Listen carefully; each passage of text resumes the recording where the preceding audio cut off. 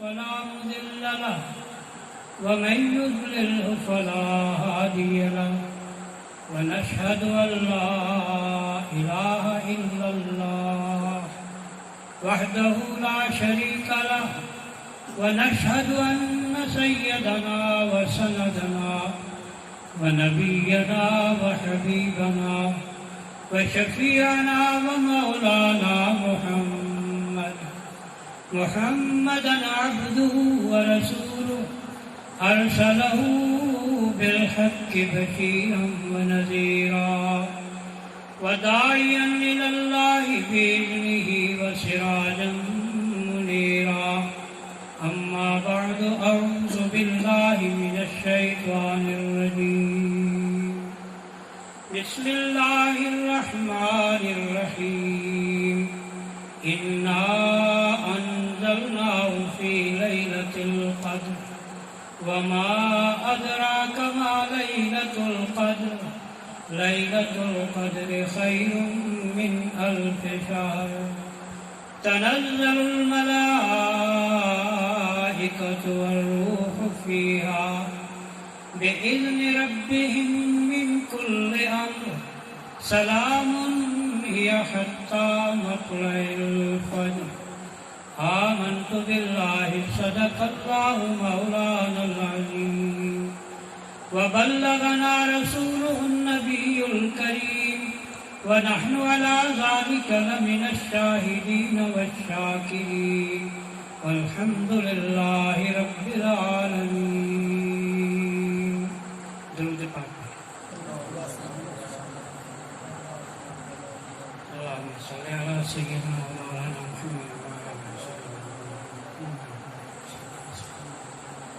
حضرات گرامی، آج رمضان المبارک کی 29ویں شب ہے. گویا رمضان المبارک الوداع ہونے کے قریب ہے.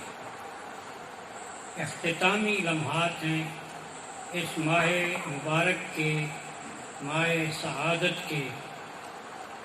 بڑے خوش نصیب ہیں وہ جنہوں نے اس ماہ مبارک کی رحمتوں اور برکتوں سے اپنے دامن کو بھرا ہے، اور بالخصوص جنہوں نے راتوں کو اللہ کے کلام کو سنایا ہے اور سنا ہے.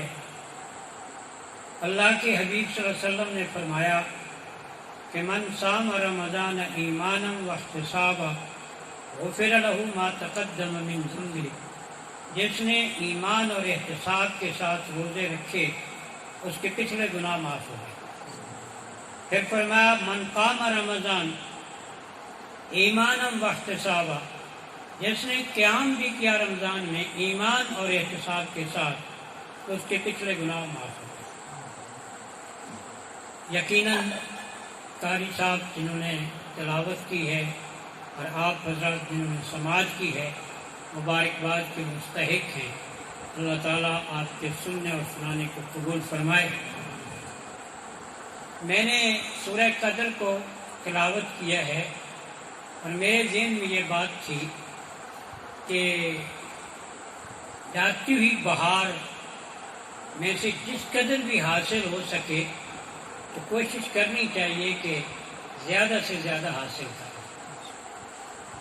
یہ چونکہ آخری طاق رات ہے اور اللہ تعالیٰ نے لیلۃ القدر کی فضیلت 1000 مہینے کی عبادت ایک طرف اور ایک اس رات کی عبادت ایک طرف.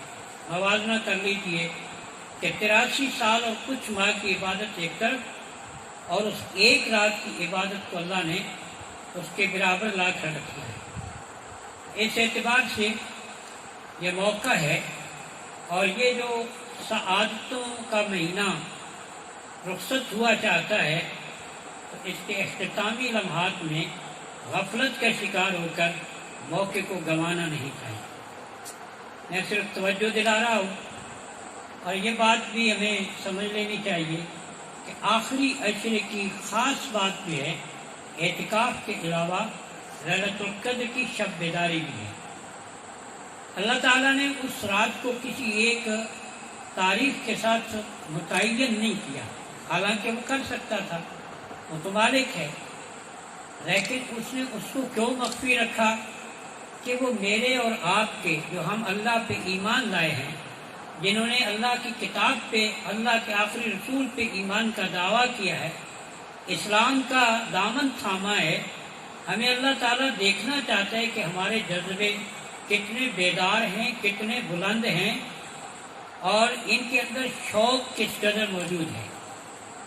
تو اپنے اس شوق کو بڑھانا چاہیے، اسی میں ہماری کامیابی ہے۔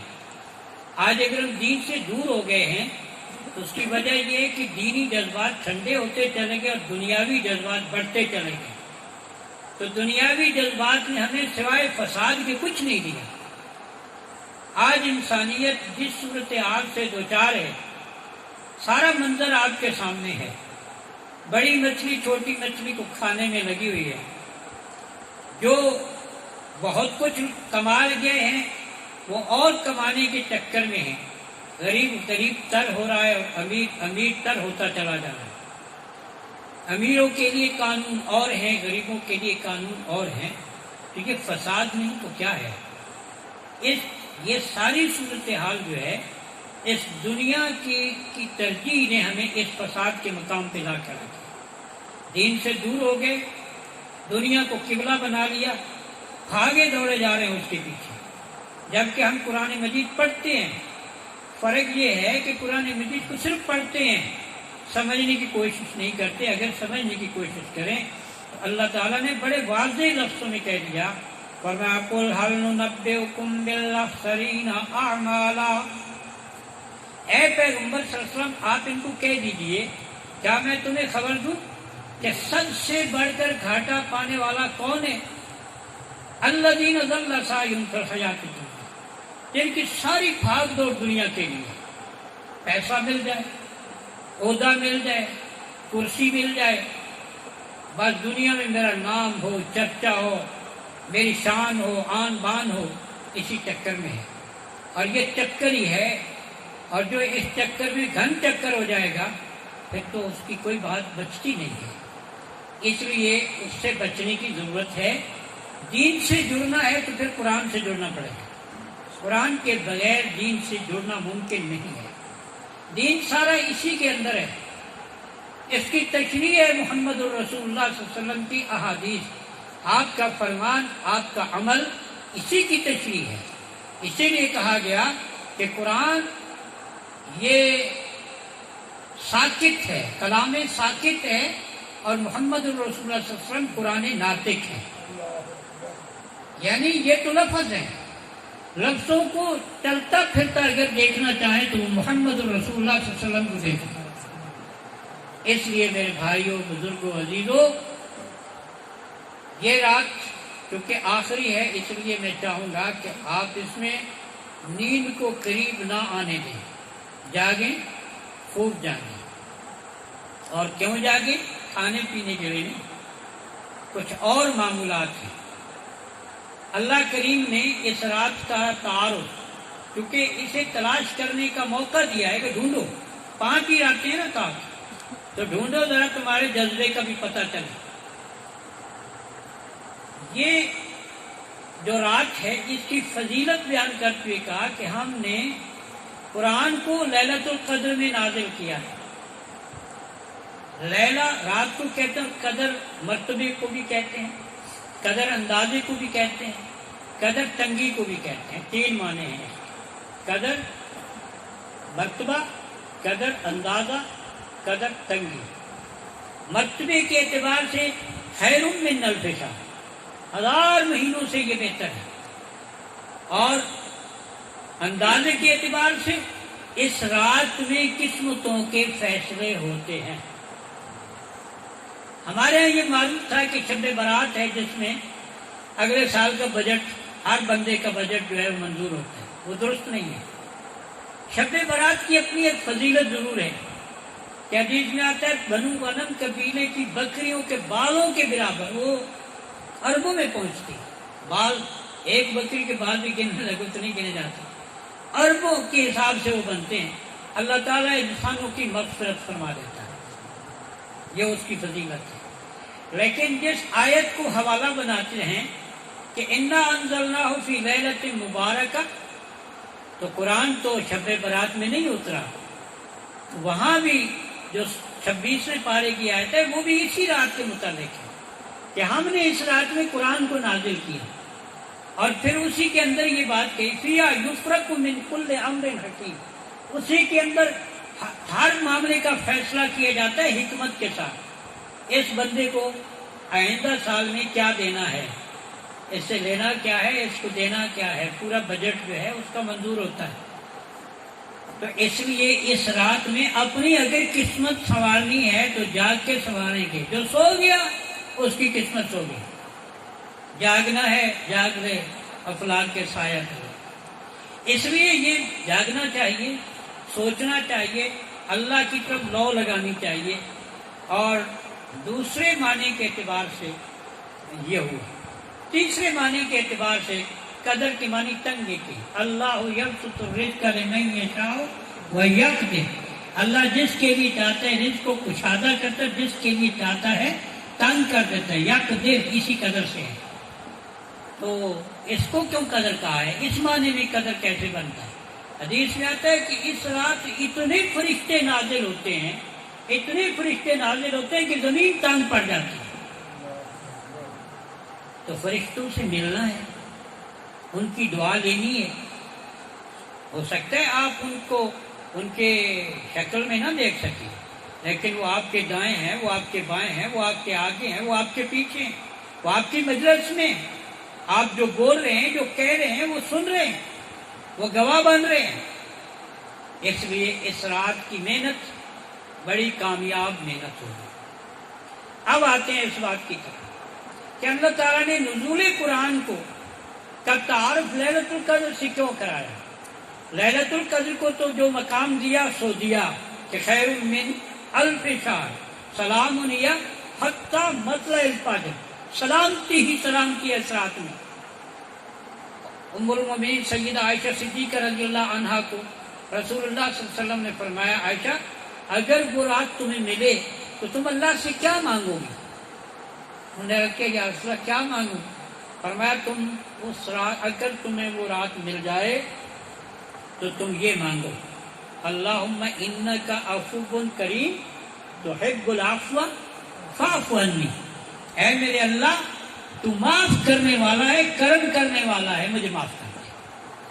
میرے بھائی معافی مل جائے اس دربار سے تو بات بن جاتی ہے، ساری دنیا معاف کر دے وہ نہ کرے تو بات نہیں بنے۔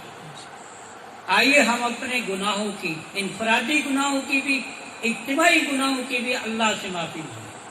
ہم اس وقت جس دور سے گزر رہے ہیں، اذیت کا دور، پریشانیوں کا دور، انتشار کا دور، افتراق کا دور، بدامنی اور بدحالی کا دور، یہ سب ہمارے اعمال کا نتیجہ ہے۔ اگر ہم سمجھنا چاہیں کبھی بھی اللہ تعالیٰ، اسی لیے اللہ نے خود کہا ہے نا کہ ما اصاب من مصیبت الا باذن اللہ بما کسبت ایدی الناس، یہاں وہ یہ الفاظ بھی ملتے ہیں کہ جو بھی تکلیف اور مصیبت آتی ہے وہ تمہارے اعمال کا نتیجہ ہوتی ہے۔ اعمال تمہارے ٹھیک نہیں ہیں۔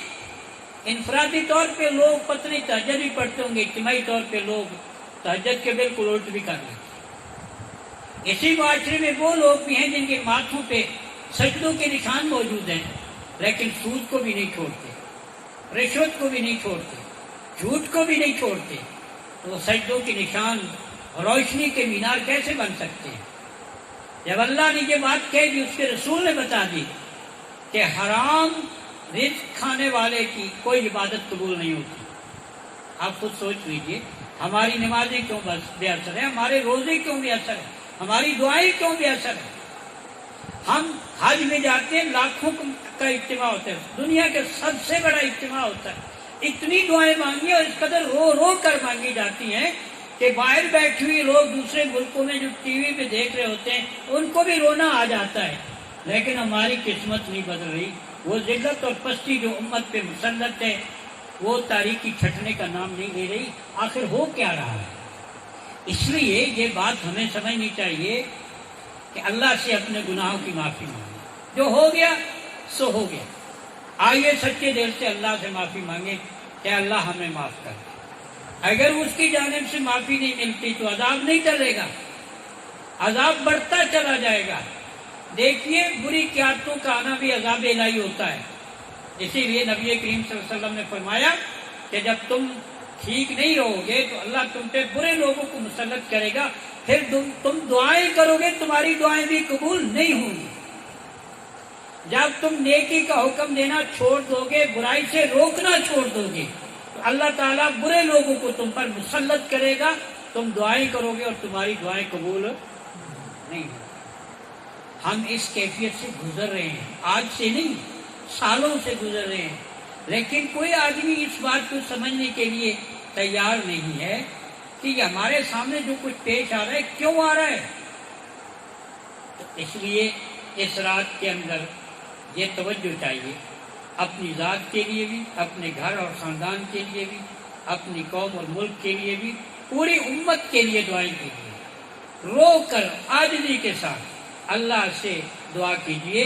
اور ایک بات یاد رکھیں، حدیث میں آتا ہے کہ اللہ کو 2 قطرے بڑے پسند ہیں، اور ایک روایت میں آتا ہے کہ ان پر اللہ نے جہنم کی آگ کو حرام کر دیا۔ ایک وہ آنسوؤں کا قطرہ جو اللہ کے خوف سے بہہ نکلا، اور ایک وہ خون کا قطرہ جو اللہ کے راستے میں باطل کے خلاف لڑتے ہوئے بہہ نکلا۔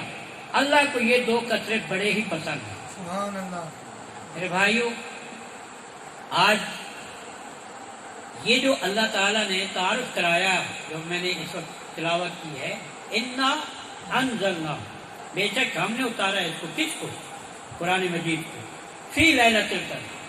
اور دلچسپ بات یہ ہے کہ رمضان کا تعارف کرایا قرآن کے حوالے سے، اور قرآن کا تعارف کرایا لیلۃ القدر کے حوالے سے۔ وہاں کا شہر رمضان الذی انزل فیہ القرآن، رمضان کا مہینہ وہ ہے جس میں قرآن اتارا گیا، یعنی رمضان کا تعارف ہوتا ہے بحوالہ قرآن، اور قرآن کا تعارف ہوتا ہے بحوالہ لیلۃ القدر۔ یہ اس کے اندر بھی ایک نقطہ موجود ہے۔ قرآن کیوں آیا؟ قرآن گرے ہوئوں کو اٹھانے کے لیے آیا۔ قرآن گرے ہوئوں کو اٹھانے کے لیے آیا، جن کو کوئی کچھ سمجھتا ہی نہیں تھا۔ ابرا جب لشکر لے کر آیا تھا نا، تو مکے والے بھاگ کر پہاڑوں میں چھپ گئے تھے۔ ایک ایسی بکھری ہوئی قوم، قبائلی نظم کا شکار، جس کا کوئی اجتماعی نظم موجود نہیں تھا، اللہ نے اس قرآن کے ذریعے ان کو اٹھا کر پوری دنیا کا امام بنا۔ سبحان اللہ۔ تو قرآن تو اٹھانے کے لیے آیا، گرانے کے لیے نہیں آیا۔ ہاں، گرے گا وہ جو اس کو چھوڑے گا۔ وَنُنَزِّلُ مِنَ الْقُرْآنِ مَا هُوَ شِفَاءٌ وَرَحْمَةٌ وَلَا يَزِيدُ الظَّالِمِينَ إِلَّا خَسَارًا۔ جو اس پر ایمان و یقین رکھیں گے، اس کا دامن پکڑیں گے، ان کے لیے شفا بھی ہے، ہدا بھی ہے، رحمت بھی ہے، اور جو اس کو چھوڑیں گے ان کے لیے کس چیز میں اضافہ ہے؟ وَلَا يَزِيدُ الظَّالِمِينَ إِلَّا خَسَارًا، گھاٹا ہی گھاٹا ہے، پیسہ آ کر بھی گھاٹا ہے، کوٹیاں بن کر بھی گھاٹا ہے، جاگیریں مل کر بھی گھاٹا ہے، کرسی مل کر بھی گھاٹا ہے، کوئی نفع نہیں ہے۔ اگر کوئی یہ سمجھتا ہے کہ کرسی ملنا نفع کا سودا ہے تو فرعون کو بھی ملی تھی، کیا کہیں گے وہاں؟ نمرود کو بھی ملی تھی، کیا کہیں گے وہاں؟ ابو جہل پورے مکی کا بڑا سردار تھا۔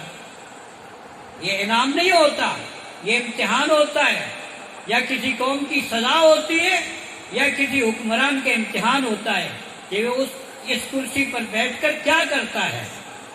اسے ویسے وہ تو کہتے ہیں ہم قوم کو جواب دے ہیں، لیکن انہیں یہ پتہ نہیں ہے کہ قوم تو بیچاری جواب مانگنے کی طاقت ہی نہیں رکھتی، ان کو کون پوچھتا ہے؟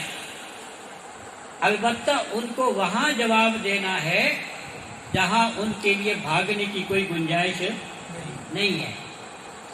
پوچھا جائے گا ان سے، الا کلکم راع وکلکم مسئول عن رعیتہ، تم میں سے ہر ایک رائی ہے اور ہر رائی سے اس کی رعایا کے بارے میں اللہ پوچھے گا، نہیں چھوڑے گا۔ اس لیے یہ بات ہمیں سمجھ لینی چاہیے کہ قرآن جو قدر والی کتاب ہے، مرتبے والی کتاب ہے، قرآن کریم یہ سب کلاموں کا سردار ہے۔ قرآن مجید سارے کلاموں کا سردار ہے۔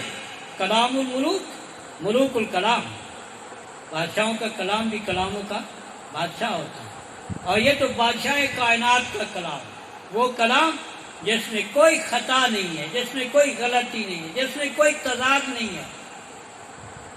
اس کلام کی قدر و منزل بہت ہی بلند ہے، لہذا جو اپنی قدر بڑھانا چاہتا ہے وہ اس سے جڑے گا تو قدر بڑھے گی، اس کو چھوڑے گا تو قدر نہیں بڑھے گی۔ اس لیے یہ جو کتاب مقدس ہے جس رات میں نازل ہوئی، اگر میں یہ کہوں کہ اس انقلاب کی پہلی اینٹ اس رات رکھی گئی جس رات قرآن نازل ہوا، تو اس میں کوئی غلطی ہو سکتی ہے؟ کیا یہ بات ٹھیک نہیں ہے؟ قرآن کے نزول سے ہی اس انقلاب کی بنیاد رکھ دی گئی تھی جسے ہم اسلامی انقلاب کہتے ہیں، جسے ہم اسلامی انقلاب کہتے ہیں۔ قرآن ہی اس کا مینیفیسٹو ہے نا، اس کا دستور العمل تو قرآن ہے۔ تو جس رات وہ نازل ہوا گویا اس رات اس کی بنیاد رکھ دی گئی، تو یہ معمولی بات نہیں ہے، بہت بڑی بات ہے۔ لیلۃ القدر کو یہ بھی شرف حاصل ہے کہ اس رات میں اس انقلاب کی بنیاد رکھی گئی جو محمد الرسول اللہ صلی اللہ علیہ وسلم نے 23 سال کے اندر برپا کی، اور ایک ایسا انقلاب برپا کیا کہ جو سالوں تک اپنی خوشبو بکھیرتا رہا، اپنی روشنی بکھیرتا رہا، اور جس کی ہیبت آج بھی کفر کے ایوانوں میں موجود ہے۔ اگرچہ اب اس کو ہم نے لپیٹ کر طاقتوں میں سجا دیا ہے، اسے گھر کے کسی کونے میں ڈال دیا ہے، یا مسجد کی کسی الماری کی زینت بنا دیا ہے، اپنی زندگی میں، اپنے گھر میں، اپنی عدالت میں، اپنی پارلیمنٹ میں اس کو داخل نہیں ہونے دیتے۔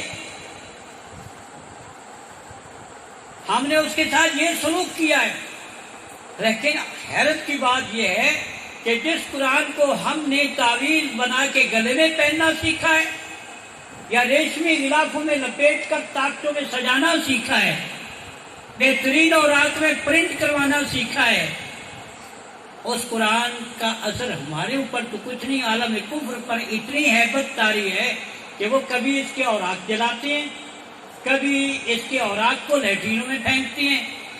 وہ اپنا غصہ نکالتے ہیں کہ ہمارے باطل اور فاسد نظام کے لیے اگر کوئی دنیا میں چیلنج موجود ہے تو وہ قرآن مجید ہے۔ اس قرآن مجید نے جو معاشرہ دنیا کے سامنے پیش کیا، کیا دنیا کی تاریخ اس سے صرف نظر کر سکتی ہے؟ چوریاں کرنے والے چوروں کے ہاتھ کاٹنے والے بنے اس قرآن کی وجہ سے، بدکاری کے اڈے چلانے والے جو تھے وہ عزتوں کے رکھوالے بنے اس قرآن کی وجہ سے، لوگوں کا مال ہڑپ کر جانے والے حقوق کا تحفظ کرنے والے بن گئے اس قرآن کی وجہ سے، کایا پلٹ کے رکھ دی اس قرآن میں۔ اور پھر اللہ کے حبیب نے فرمایا ان اللہ یرفع بہذا الکتاب اقواما ویضع بآخرین، اللہ اس قرآن کے ذریعے کئی قوموں کو اٹھائے گا، عزت و عظمت دے گا، اور اسی قرآن کی وجہ سے کئی قوموں کو ذلیل و رسوا کر دے گا۔ صحابہ کرام کو جو عزت و عظمت ملی تو اس قرآن کی قیادت میں چل کے ملی۔ قرآن وہی ہے، ہم وہ نہیں ہیں، قرآن وہی ہے، ہم وہ نہیں ہیں۔ جو صحابہ کرام تھے کہ قرآن کا کوئی حکم آیا ہے، شراب حرام ہو گئی، مٹکے توڑ دیے، پیالے پھینک دیے۔ سود کا حکم آیا، سود فارغ کر دیا۔ کیسا منظر ہے جب اللہ کے رسول صلی اللہ علیہ وسلم نے فرمایا لوگوں سنو، سب سے پہلے جس کا سود میں معاف کر رہا ہوں اپنے چچا عباس کا، انہوں نے جن سے سود لینا ہے ان سب کے سود معاف۔ چچا اٹھتا ہے، کہتا ہے لوگوں حضور صلی اللہ علیہ وسلم نے میرا سود معاف کیا ہے، میں نے جو اصل قرض لینا ہے میں اس کو بھی معاف کرتا ہوں۔ نعرہ تکبیر! یہ نورانیت ہے، یہ قرآن کا فیض ہے۔ ہم کیوں بھاگے پھرتے ہیں اس سے؟ ہمیں ڈرایا گیا کہ اگر قرآنی نظام آ گیا، اسلامی نظام آ گیا تو ٹنڈے ہو جائیں گے، لوگ منڈے ہو جائیں گے، یہ لوگوں کو گولیاں مارے تب بھی یہ بڑے اچھے ہیں۔ قرآن نے اگر سزا کہہ دی کہ چور کے ہاتھ کاٹو تو وہ وحشیانہ معاذ اللہ بن گئی، اس سے ڈراتے ہیں۔ شریعت کا نظام آ گیا تو پھر لوگ ٹنڈے منڈے ہو جائیں گے۔ اس کا مطلب ہے یہ ساری قوم چوروں کی قوم ہے، اس کا اپنا ایک سسٹم ہے، وہ اپنے نظام کو تدریج کے ساتھ لاتا ہے، پہلے تربیت دیتا ہے پھر سزا تجویز کرتا ہے کہ اب بھی اگر کوئی نہیں مانے گا تو پھر اس کے کان کھینچے جائیں گے، یہ نہیں کہ آتے ہی ڈنڈا برسانا شروع کر دیتا ہے۔ اس لیے ہمیں خوف زدہ کر کے قرآن سے دور رکھا گیا۔ ہماری تعلیم گاہوں کو جو ریاست کے انتظام میں ہیں ان میں قرآن مجید کو برائے نام داخلہ ملا۔ ایک دور میں کچھ ذرا پیش رفت ہوئی تو روشن خیال آ گئے، انہوں نے اس کو لپیٹ دیا۔ آپ ان روشن خیالوں کی روشن خیالی کو دیکھیے، جو آفت جو مصیبت ہمارے اوپر مسلط ہے انہی کی آمدہ ہے۔ اس لیے آپ کی وہ تعلیم گاہیں جو ریاست کی ذمہ داری میں ہیں ان کے اندر بھی قرآن کو داخل کرنے کی اس طرح اجازت نہیں ہے جس طرح اسے ہونا چاہیے۔ کریکٹر کیسے بنے گا؟ آج آپ نوجوان نسل کی شکایت کرتے ہیں، نوجوان نسل مظلوم ہے، بڑوں نے ان کے لیے کچھ نہیں کیا، ان کی تربیت کا وہ نظام نہیں بنا سکے جس سے وہ ایک اچھے مسلمان ثابت ہوتے، ایک اچھے انسان ثابت ہوتے۔ ہمیں لالچ رہا کہ ہمارا بیٹا جوان ہوگا، ڈگری لے گا، ہمیں پیسے کما کے کھلائے گا، اپنے لالچ میں رہے، اس کی فکر نہیں تھی کہ یہ کل قیامت کے دن کہیں جہنم کا ایندھن نہ بن جائے۔ اللہ نے تو بہت پہلے کہہ دیا تھا، قُوْ أَنفُسَكُمْ وَأَهْلِيكُمْ نَارًا، اپنے آپ کو بھی آگ سے بچاؤ، اپنے گھر والوں کو بھی آگ سے بچاؤ۔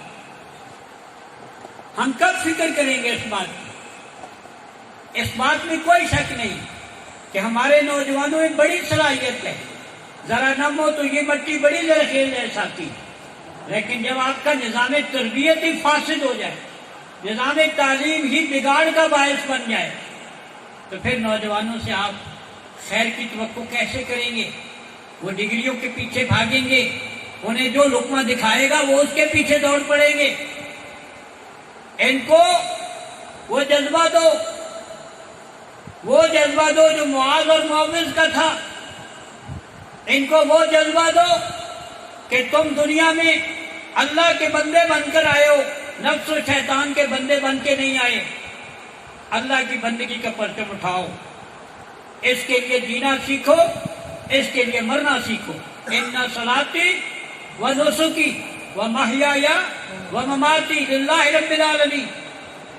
اگر تربیت کا نظام اچھا ہو تو اسی نسل میں نوجوانوں میں محمد بن قاسم اٹھتا ہے، 17 سال کا نوجوان تاریخ کا جغرافیہ بدل کے رکھ دیتا ہے۔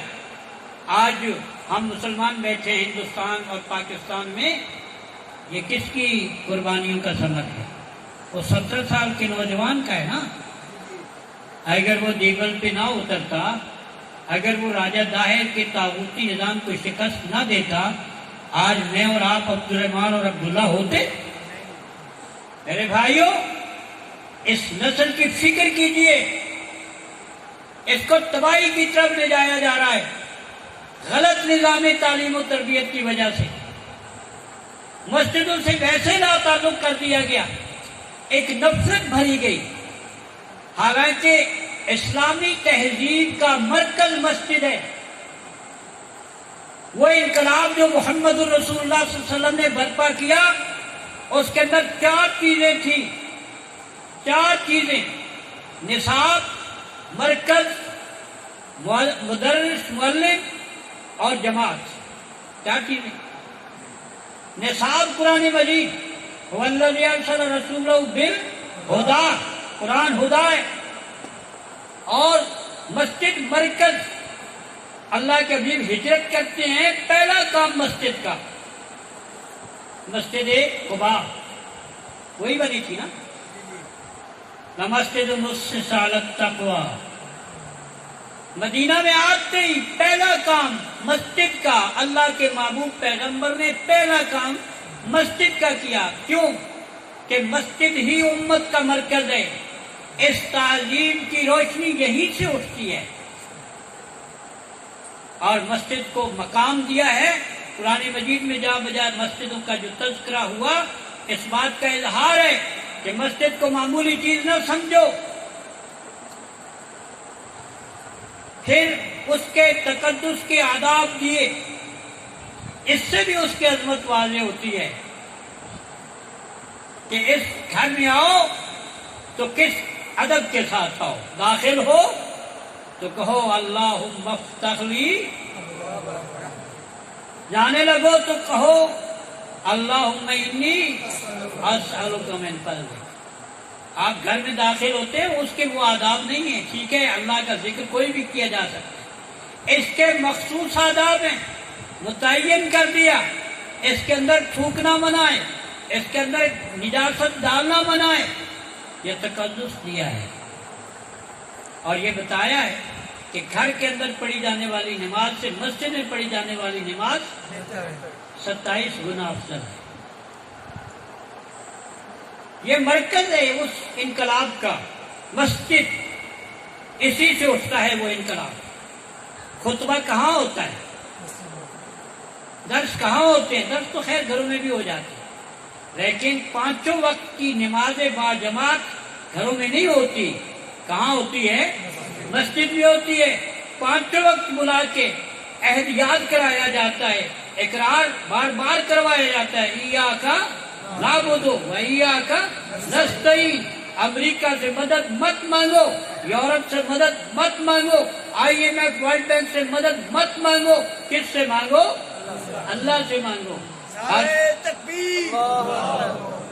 ہر چیز مسبب سبب سے مانگو، منت سے، ادب سے، خوشامد سے مانگو، دینے سب کچھ دینے والا وہ ہے۔ اگر وہ چاہے تمہاری زمینوں کو سونا بنا دے، تمہاری زمینوں میں وہ خزانے رکھتے اور ہیں، لیکن ان خزانوں پہ شاید کوئی سانپ بیٹھے ہیں کہ نکلنے کا نام نہیں لیتے۔ اللہ نے اتنا کچھ دیا ہے کہ اگر ان اخلاق سے، ایمان سے، دیانت سے ان کو لایا جائے تو کسی IMF ورلڈ بینک کی مدد کی ضرورت باقی نہیں رہتی۔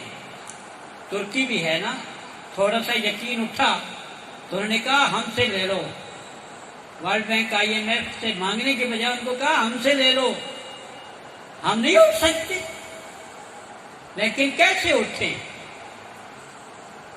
جس قوم کی تاریخ بدعیدی کی تاریخ ہو، بدعیدی کی، بدترین بدعیدی، لاکھوں لوگوں کو مروا کے، شہید کروا کے، آبرو کو لٹوا کے، وعدہ کیا کیا تھا؟ پاکستان کا مطلب کیا؟ یہی وعدہ تھا نا، کیا کیا ہم نے؟ بار بار بدعیدی کی، ہر آنے والے نے بدعیدی کی، تو بدعیدی کی سزا تو ملتی ہے۔ ہم وہ نہیں ہیں جو وہ ہیں۔ اگر ہم عہد کی پابندی کرتے تو اللہ تعالیٰ کا وعدہ ہے، بنی اسرائیل کا ذکر کرتے کہا وَلَوْ أَنَّهُمْ أَقَامُوا التَّوْرَاةَ وَالْإِنجِيلَ لَأَكَلُوا مِنْ فَوْقِهِمْ وَمِنْ تَحْتِ أَرْجُلِهِمْ۔ اگر اہل کتاب تورات اور انجیل کو قائم کرتے تو آسمانوں سے بھی رزق آتا، زمین سے بھی رزق۔ کتاب الہی کی، شریعت الہی کی پابندی کرنے سے ملتا ہے کچھ، جاتا نہیں ہے۔ لیکن ہمیں یہ کہا گیا بھوکے مر جائیں گے۔ میں اکثر لوگ یہ ذکر کرتے ہیں اور میں بھی اس کا تذکرہ کر دیا کرتا ہوں کہ یہ اللہ معاف کرے، وہ ہمارے عزیز ہیں، بچے ہیں، بھائی ہیں جو ڈگریاں دیتے ہیں، چلو ایک غلط نظام نے ان کو ایک لائن پہ لگا دیا ہے، لیکن آپ نے دیکھا ہوگا ڈگریوں والے تو خودکشیاں کر لیتے ہیں۔ کبھی کسی حافظ قرآن کو خودکشی کرتے دیکھا؟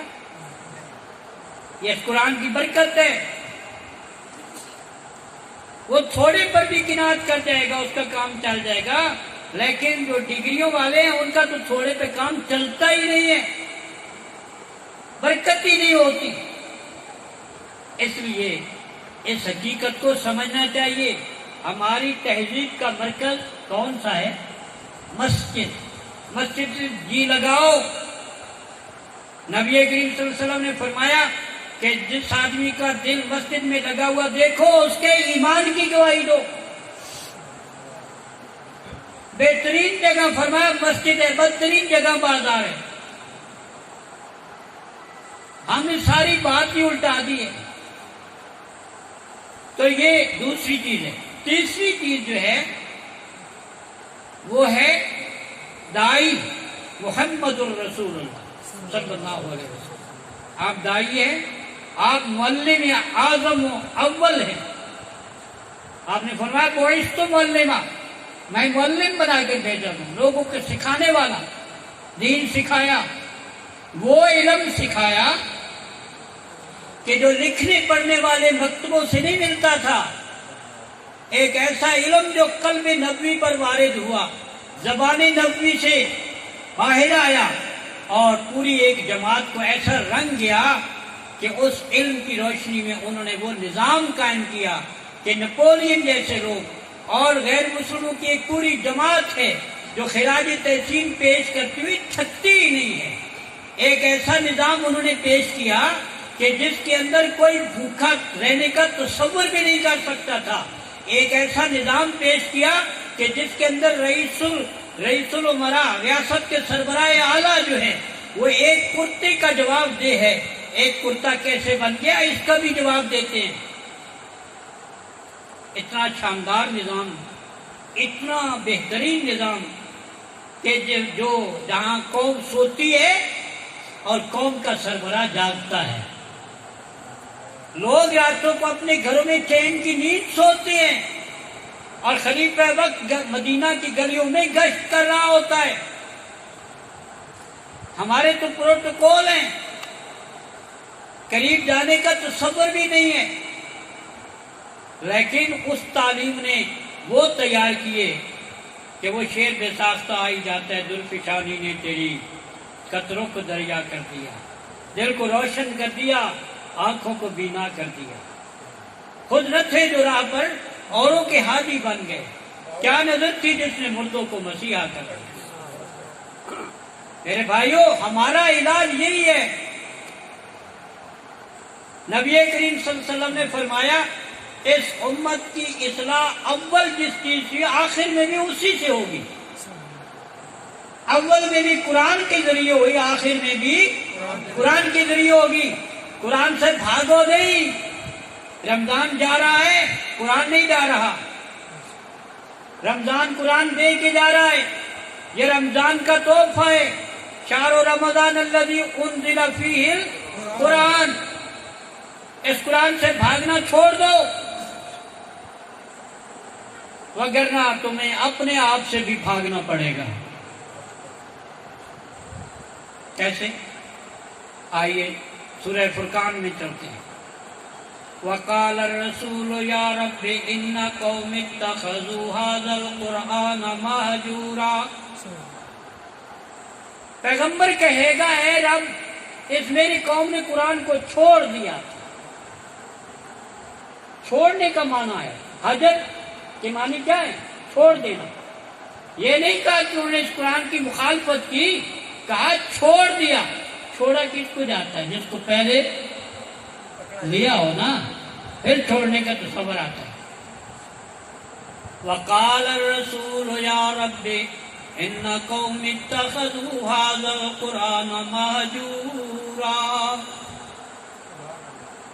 فرمایا یہ پھر ایک منظر ہے، دعویٰ دائر ہو رہا ہے، کیس دائر ہو رہا ہے، پیغمبر مدعی ہے، پیغمبر، اور ایک حدیث میں آتا ہے قرآن بھی مدعی ہوگا۔ القرآن حجت اللہ کا اولے، قیامت کے دن قرآن تیرے لیے حجت ہوگا یا تیرے خلاف حجت ہوگا۔ پھر کیا ہوگا؟ تو وہ جو مجرم ہوں گے نا، وہ کہیں گے اپنے یوم یعض الظالم علی یدیہ، جس دن ظالم اپنے ہاتھوں کو کاٹے گا، اور کہے گا یا لیتنی لم اتخذ فلانا خلیلا، ہائے افسوس میں نے فلاں کو دوست نہ بنایا ہوتا، لقد اضلنی عن الذکر، اس نے مجھے یاد خدا سے غافل کر دیا۔ اب وہاں آدمی اپنے آپ سے بھاگ رہا ہوگا، اپنے آپ پہ افسوس کر رہا ہوگا، لیکن اب پچھتائے کیا ہو جب چڑیاں چگ گئی؟ اس وقت پچھتانا کوئی کام دے گا؟ کوئی کام نہیں دے گا۔ اب جاگ لو، وقت ہے، اس قرآن سے بھاگنا چھوڑ دو، اس قرآن کے پیچھے چل پڑو، دنیا تمہاری ہے۔ ان اللہ یرفع بہذا الکتاب اقواما، وہ زمانے میں معزز تھے، مسلمان ہو کر ہم خوار ہوئے تارک قرآن ہو کر، پھر یہی نتیجہ نکلنا ہے۔ اس لیے یہ نصاب تعلیم ہے، اور معلم اعظم اول کون ہے؟ محمد الرسول اللہ صلی اللہ علیہ وسلم۔ اب جو بھی معلم اس نصاب کو پڑھائے گا، اس نصاب کو یاد رکھیں، نصاب محمدی کو صلی اللہ علیہ وسلم جو بھی پڑھائے گا وہ اس معلم اعظم و اکمل کا نائب ہوگا۔ یہ بہت بڑا اعزاز ہے، چھوٹی سی بات نہیں ہے۔ العلماء ورثۃ الانبیاء کیوں کہا گیا؟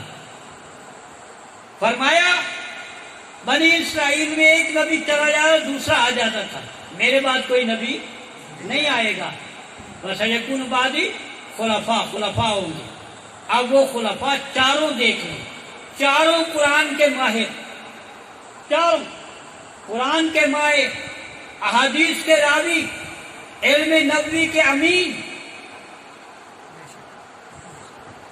اللہ نے پھر ان کے ذریعے دنیا کو نمونہ دکھا دیا۔ یہ قرآن کا فیض تھا۔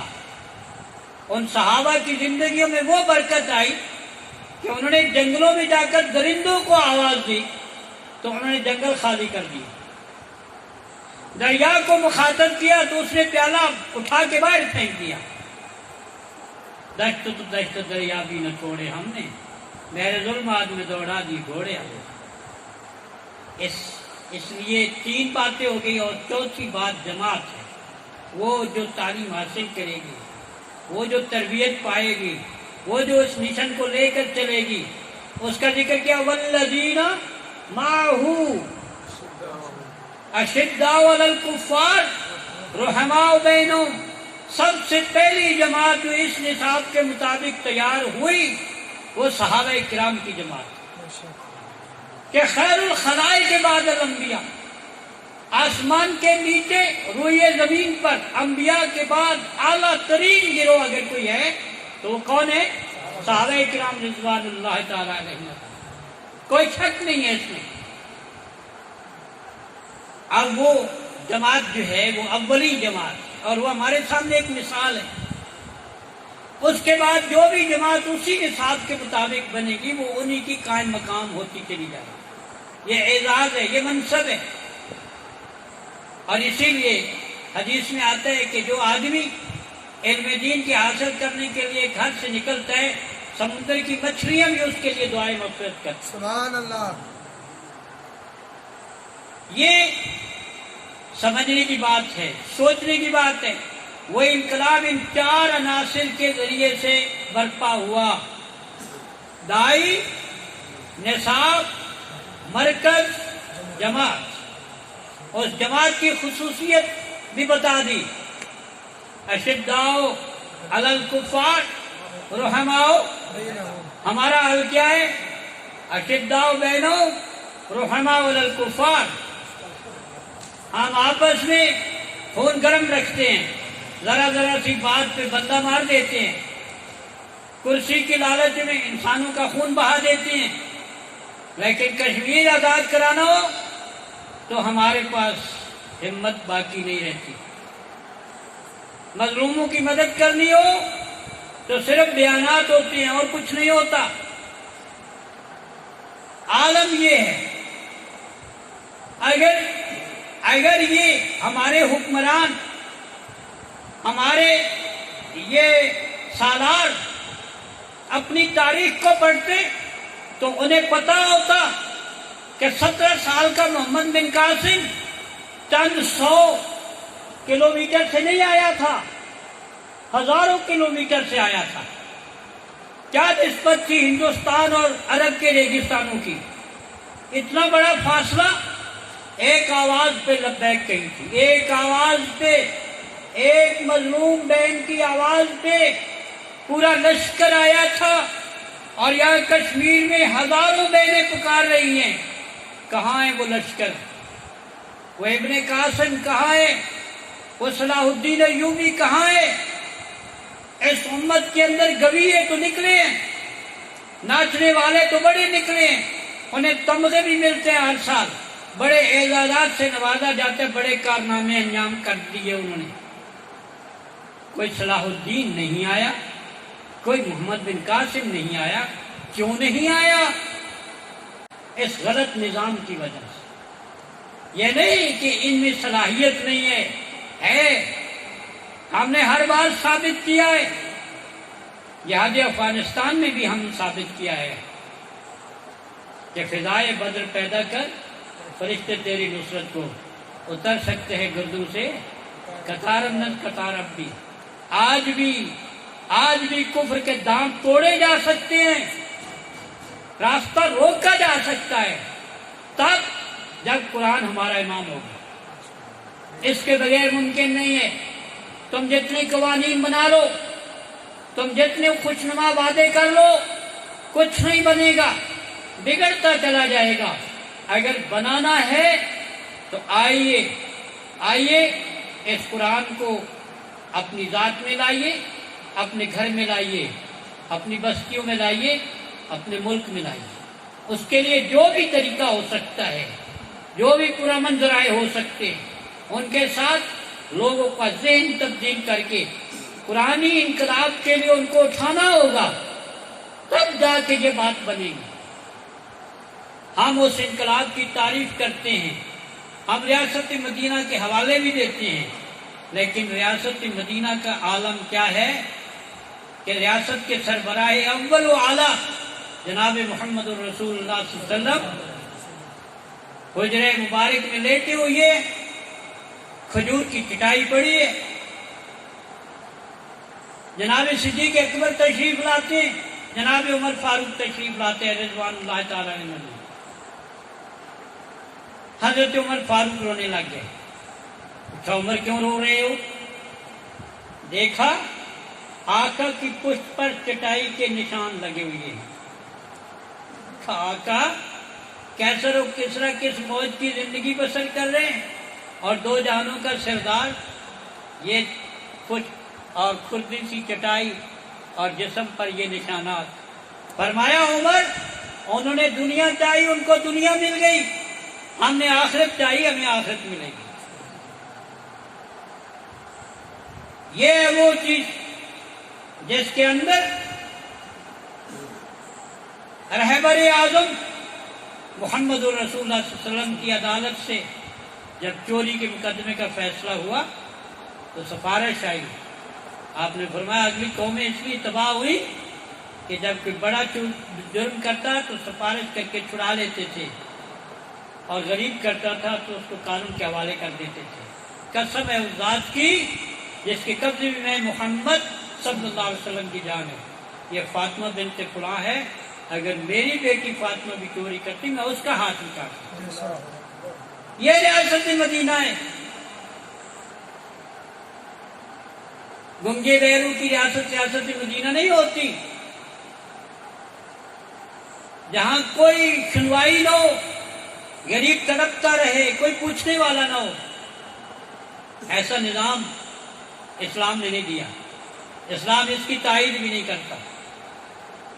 اسلام تو یہ کہتا ہے کہ اگر تیرا پڑوسی بھوکا ہے تو تو اللہ کی رحمت کو دھکے ہی مار رہا ہے، تیرا پڑوسی۔ اسلام کہتا ہے کہ مال والو کب سے مالک بنے ہو، تم تو مالک ہو ہی نہیں۔ مالک کون ہے؟ اللہ. تم مالک نہیں ہو، تم امین ہو. دیا اس نے، تم امین ہو.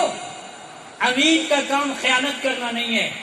میں کہہ رہا ہوں جس کے تم مال کے امین ہو، میرا حکم یہ ہے فی اموالہم حق للسائل والمحروم، ان کے مالوں میں مانگنے والوں کا بھی حق ہے اور جو محروم ہے، غریب ہے، ان کا بھی حق ہے. حق ہے، یہ نہیں کہا کہ خیرات دینی ہے ان کو، یہ کہا ان کا حق ہے.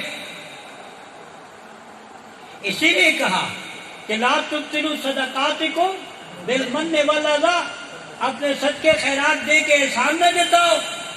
تم نے نہیں دیا، اس نے دلوایا ہے. جس نے تمہیں دیا اس نے تمہارے ہاتھوں سے دلوایا ہے. تمہیں تو خوشی ہونی چاہیے کہ مال اس کا ہے، ہاتھ تمہارا ہے. تمہیں اس شرف کا اندازہ نہیں ہے. اس لیے یہ اسلام ہے جو کسی کو بھوکا رہنا گوارا نہیں کرتا، کسی کی تزویر بھی گوارا نہیں کرتا. آج آپ کی سیاست گالی نہ لکھو، نتیجہ صحیح مانگو، کیسے ہو سکتا ہے؟ فرمایا کہ ہم تمہارا پورا ریکارڈ تیار کر رہے ہیں. اور یہ بھی یاد رکھو، حدیث کہتی ہے کہ قیامت کے دن اللہ بندے کو سامنے سے ہٹنے نہیں دے گا جب تک کہ وہ اپنے اس پرچے کا جواب نہ دے گا. اور عمری ہی فیما اپنا زندگی کہاں خرچ کر کے آیا، وعن مالی ہی من این اکتسبہ این انفقہ، مال کمایا کہاں سے، لگایا کہاں. یہ سارے جواب دینے ہوں گے. کوئی بن پائے گا جواب؟ اگر یہ حالات رہے تو بہت مشکل نظر آتا ہے، بہت خطرہ نظر آتا ہے. خطرے سے بچنے کا واحد راستہ ان ھذا القرآن یہدی للتی ہی اقوم. پکی بات ہے کہ یہ قرآن سیدھے راستے کی رہنمائی دیتا ہے. آؤ اس قرآن کے سائے میں. اس کو صرف تراویح تک محدود نہ رکھو، اس کو صرف اپنی نمازوں تک محدود نہ رکھو، اس کو اپنی زندگی میں لے کر آؤ. جب یہ تمہارے اندر اترے گا تو تم وہ ہو جاؤ گے جیسے ابو بکر صدیق بن گئے، جیسے عمر فاروق بن گئے، جیسے عثمان کامل حیاء والایمان بن گئے، جیسے علی مرتضیٰ اقضاہم علی بن گئے. قرآن نے بنایا. قرآن سے پہلے کیا تھے؟ ابو بکر تو ابو بکر تھے. صدیق کس نے بنایا؟ عمر تو عمر تھے. فاروق کس نے بنایا؟ عثمان تو عثمان تھے. کامل حیاء والایمان کس نے بنایا؟ علی مرتضیٰ تو علی تھے. اقضاہم علی کس نے بنایا؟ قرآن نے بنایا. قرآن میں بڑے کمالات ہیں. آج بھی اس کے اندر آ کے اپنے آپ کو دیکھو، یہ تمہیں عزت دے گا، عظمت دے گا، سکون دے گا. اور سکون کی بات آ گئی، اللہ نے کہا کہ الا بذکر اللہ تطمئن القلوب. نہ شاہی میں، نہ دولت میں، نہ گھر آباد کرنے میں تسلی دل کو ہوتی ہے خدا کو یاد کرنے میں. آؤ خدا والے بن جاؤ. خدا والے بننے کے لیے قرآن کا دامن پکڑو، یہ تمہیں سیدھا اللہ کے پاس لے جائے. فرمایا قیامت کے دن الصیام والقرآن یشفعان للعبد یوم القیامہ، روزہ اور قرآن بندے کی سفارش کریں گے. تو قرآن کو اپنا سفارشی بنا لے، یہ بہتر ہے. قرآن کو اپنے خلاف مدعی بنا لیں، اس سے بری کوئی بات نہیں. خطرے سے، اس سے بڑی خطرے کی کوئی بات نہیں ہے. تو حضرات گرامی، یہ ہے وہ پیغام میں آج یہ کر رہا تھا جو ابتدا میں نے بات کی، اس کا اعادہ کرتے ہوئے، تاکہ وہ بات ذہنوں میں رہے کہ رات کو جاگو، آخری تاک رات ہے. اللہ سے دعائیں کرو، اللہ ہمارے حالات کو ٹھیک کر دے. اللہ، پوری امت آفت میں مبتلا ہے. بری قیادتیں، برا نظام، غیروں کا تسلط، جغرافیے بھی خطرے میں، نظریے بھی خطرے میں. اللہ ہماری حفاظت فرما. الہ العالمین ہمارے جغرافیے کی بھی حفاظت فرما، ہمارے نظریے کی بھی حفاظت فرما. یہ اس کے بغیر ممکن نہیں ہے کہ اگر ہم قرآن سے جڑیں گے تب ممکن ہوگا. اور آخری بات عرض کرنے لگا ہوں، قرآن وہ کتاب ہے کہ پڑھنے والے کو بیٹھنے نہیں دیتی. پڑھنے والے کو بیٹھنے دلیل، وہ ہستی بیٹھی تھی نا غار حرا میں، بیٹھی تھی، گوشہ نشین تھے، لوگوں سے رابطہ ٹوٹا ہوا تھا، اللہ سے رو لگانے گئے تھے کہ میں ٹھیک ہو جاؤں. اللہ نے جبرائیل کو وہاں بھیج دیا، جبرائیل کو وہاں بھیج دیا. پہلی وحی کہاں نازل ہوئی؟ غار حرا میں. اور اس وحی نے اٹھایا، پہلی وحی تو تھی اقرا، اور پھر جو وحی آئی وہ کیا تھی؟ یا ایھا المدثر یا ایھا المزمل. دو جملوں سے خطاب کیا، مدثر اور مزمل، دونوں کا مفہوم قریب قریب ہے. چادر اوڑھ لپیٹ کر سو رہنے والے یا اوڑھ لپیٹ کر سو رہنے والے، کوئی چیز بھی جو بھی اوڑھ لے. ایک نے کہا کمل لے، رات کو اٹھا کرو، اللہ سے لو لگایا کرو. کیوں کہ یہ جو رات کا اٹھنا ہے، جب دنیا سوئی ہوئی ہوتی ہے، ایک کیفیت موجود ہوتی ہے تنہائی کی. بندہ ہوتا ہے، اس کا رب ہوتا ہے. ان ناشئۃ اللیل ہی اشد وطئا واقوم قیلا، بات بن جاتی ہے، جذبہ جوہ ہو جاتا ہے، ہمت بڑھ جاتی ہے. جب اللہ سے جڑیں گے طاقت آئے گی، ہمت آئے گی، عزم آئے گا، کوئی چیز آپ کے راستے کی رکاوٹ نہیں بن سکے گی. دوسری میں فرمایا کہ اے اوڑھ لپیٹ کر سو رہنے والے، قم، اٹھ کھڑا ہو. وہاں قم اللیل ہے، یہاں صرف قم ہے. قم، اٹھ کھڑا ہو. فانذر، پھر لوگوں کو ڈرا دے. صرف اپنا خیال نہیں رکھنا ہے کہ میں ٹھیک ہو جاؤں، ساری دنیا کو ٹھیک کرنا ہے. فانذر، لوگوں کو ڈرا دے. وربک فکبر، اور اپنے رب کی بڑائی کا اعلان کر دے.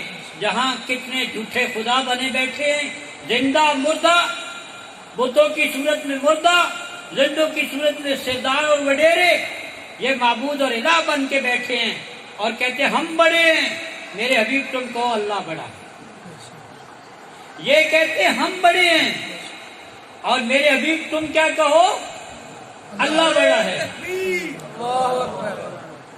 تم کہو اللہ بڑا ہے، کہو نا اللہ بڑا ہے. اللہ بڑا ہے.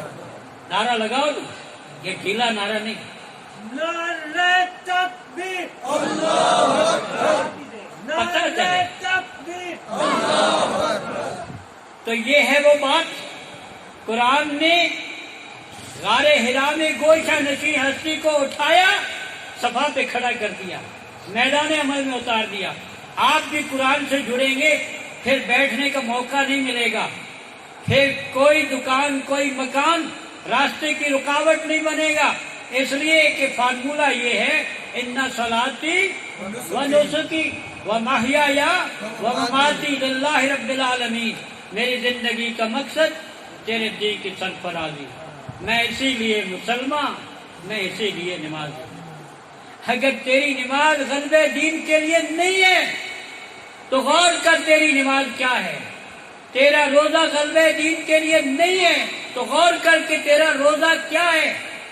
روزے نے تجھے نفس سے لڑایا، نفس کا مقابلہ کرایا، ضبط نفس کی تربیت دی تاکہ تو باطل کے مقابلے میں اپنے آپ کو ثابت کر سکے. اس مورچے پہ پہلے لڑ جو اندر کا ہے، باہر کے مورچے پہ پھر بعد میں لڑنا. نماز نے یہی سکھایا، اللہ کی کبریائی کا بار بار اعلان کروایا نماز میں، اذان میں، اقامت میں، نماز میں، کہ تو جو بڑے ہونے کے دعوے دار ہیں ان کی بڑائی کو پاؤں تلے رون دے، اللہ کی کبریائی کا جھنڈا اٹھا لے. نعرہ تکبیر، اللہ. اس لیے میں یہ عرض کروں گا کہ قرآن مجید سے آپ جڑیں گے تو پھر انشاءاللہ آپ کی سوچ، آپ کا جذبہ، آپ کا عمل اسی رخ تک چلتا چلا جائے گا، اور اس کے نتیجے میں دنیا میں بھی کامیابی اور آخرت میں بھی کامیابی. اور بندے کو چاہیے کیا؟ کامیابی. کام فیل ہونا تو کوئی بھی پسند نہیں کرتا، فیل ہونا کوئی بھی پسند نہیں کرتا۔ اگر تو فیل نہیں ہونا چاہتا تو پھر قرآن کا دامن پکڑ۔ اللہ نے اس مختصر صورت میں سارا پیغام دے دیا۔ بسم اللہ الرحمن الرحیم والعصر ان الانسان لفی خسر الا الذین آمنوا وعملوا الصالحات وتواصوا بالحق وتواصوا بالصبر۔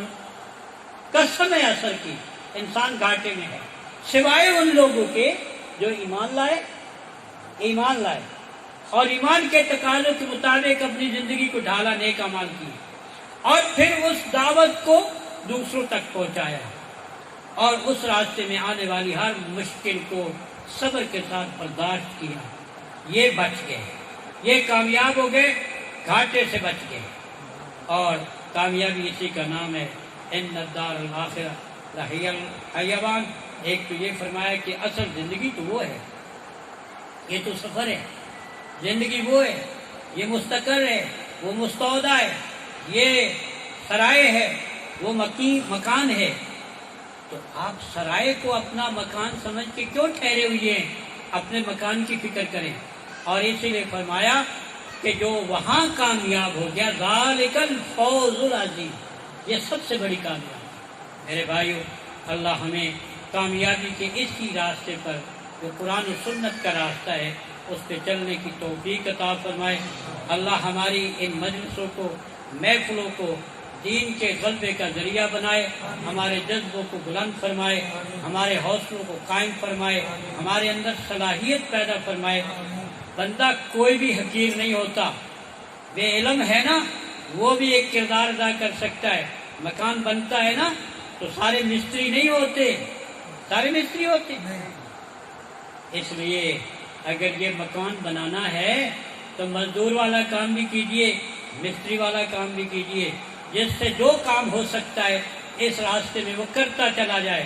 دیکھیے پھر اللہ کس طرح اپنی رحمتوں سے نوازتا ہے کہ دنیا کے اندر ناکام ہو کر بھی کامیاب ہے، اور دنیا میں جو کامیاب ہوتے ہیں وہ کامیاب ہو کر بھی ناکام ہوتے ہیں۔ جو اللہ سے پھرے ہوئے ہوتے ہیں ان کی کامیابی نہیں ہوتی۔ یہاں یا شہادت ہے اور یا پھر استقامت ہے، یعنی آپ ڈٹے ہوئے کامیاب ہیں۔ اگر نظام قائم نہیں ہوتا پھر بھی آپ کامیاب ہیں۔ شرط یہ ہے کہ آپ نے کوشش میں کوئی کمی نہیں کی، قائم کرنا اس کا کام ہے۔ جب وہ چاہے گا تو وہ تو کن فیکون کا مالک، لیکن کوشش آپ کے ذمہ ہے، اس میں کوئی کمی نہیں ہونی چاہیے۔ دین کے لیے وقت دیجئے، مال دیجئے، صلاحیت دیجئے، اپنے آپ کو لگا دیجئے، یہ نفع کا سودا ہے۔ اور نبی کریم بلکہ قرآن مجید نے بھی کہا ہے کہ وَأَمَّا مَنْ خَافَ مَقَامَ رَبِّهِ وَنَهَى النَّفْسَ عَنِ الْهَوَىٰ فَإِنَّ الْجَنَّةَ، ایک پہلو یہ ہے۔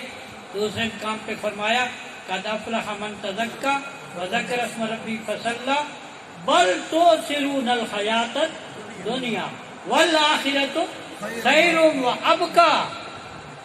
تم دنیا کو ترجیح دیتے ہو، دنیا رہنی ہی نہیں ہے۔ کوٹھیاں بنا لو، بنگلے بنا لو، محل بنا لو، یہ سرائے دہر مسافرو بخدا کسی کا مکان نہیں، جو مقیم تھے یہاں کل کے دن کہیں آج ان کا نشان ہے۔ اس حقیقت کو سمجھو، زندگی کے مقصد کو پہچانو، مسلمان ہونے کے شرف کو سمجھو۔ کیوں مسلمان ہو، کس چیز سے مسلمان ہو، تمہارا نصاب تعلیم کیا ہے، اس نصاب تعلیم سے کبھی بھی سستی مت برتو، اس میں جڑ جاؤ، لگ جاؤ، فکر کرو، اس کے لیے دامے جرمے سخنے قدمے جو ہو سکتا ہے کر گزرو، نتیجہ اللہ کے ہاتھ میں چھوڑ دو۔ وآخر دعوانا ان الحمدللہ۔